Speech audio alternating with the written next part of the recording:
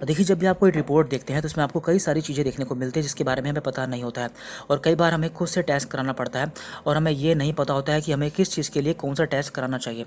तो आज की वीडियो में हम उसी के बारे में बात करने वाले हैं। आज की वीडियो में हम आपको सभी टेस्ट के बारे में बताएंगे जो कि बहुत ही कॉमन है और अक्सर कराए जाते हैं। तो यहाँ पे हम केवल ऐसे टेस्ट के बारे में बात करने वाले हैं जो कि बहुत ही कॉमन है, जैसे कि शुगर के लिए, लीवर के लिए, किडनी के लिए आदि। तो यहाँ पे हमारा पहला टेस्ट है CBC। इसकी फुल फॉर्म होती है कंप्लीट ब्लड काउंट।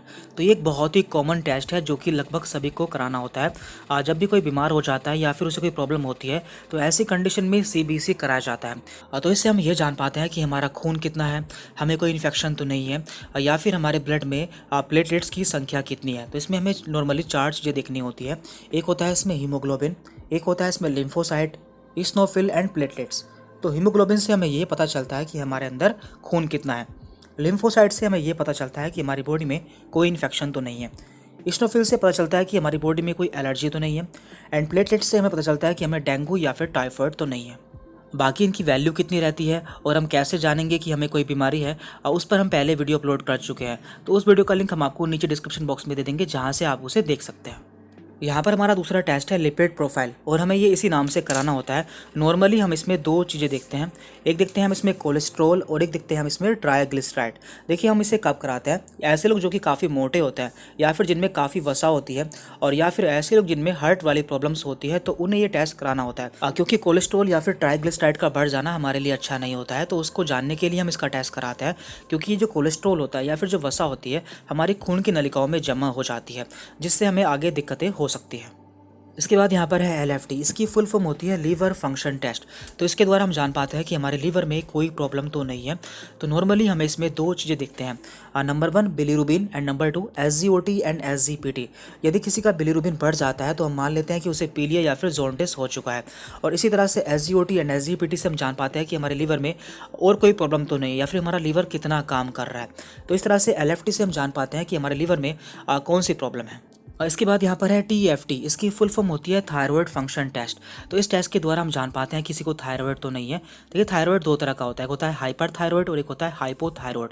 जब किसी को हाइपोथायराइड हो जाता है तो उसका वेट काफ़ी बढ़ जाता है। तो ऐसे लोगों में जानने के लिए कि उन्हें थायराइड तो नहीं है, ये टेस्ट कराया जाता है। तो नॉर्मली हम इसमें TSH की वैल्यू देखते हैं।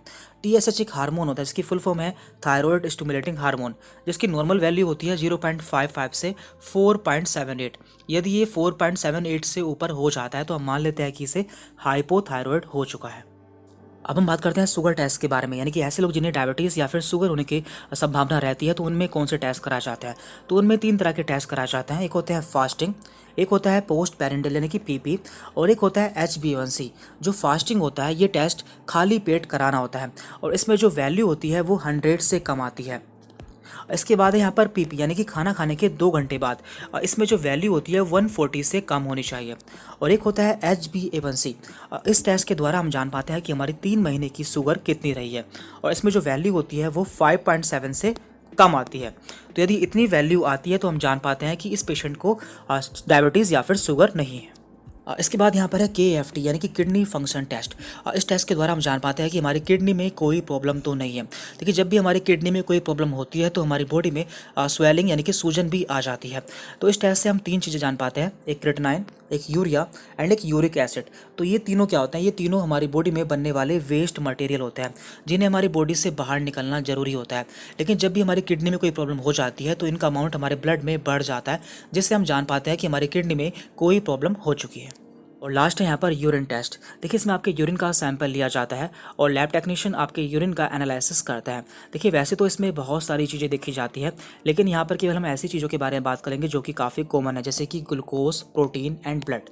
यदि किसी के यूरिन में ग्लूकोज देखने को मिलता है, मीन्स उसे डायबिटीज़ की प्रॉब्लम हो चुकी है। Number 2 protein.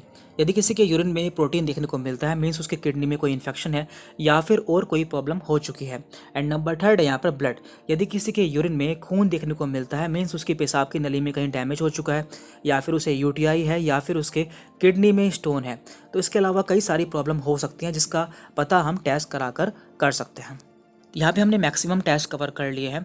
यदि इसके अलावा आप किसी और टेस्ट के बारे में जानना चाहते हैं तो आप हमें नीचे कमेंट करके बता सकते हैं, हम उस पर अलग से वीडियो अपलोड कर देंगे। Thank you very much.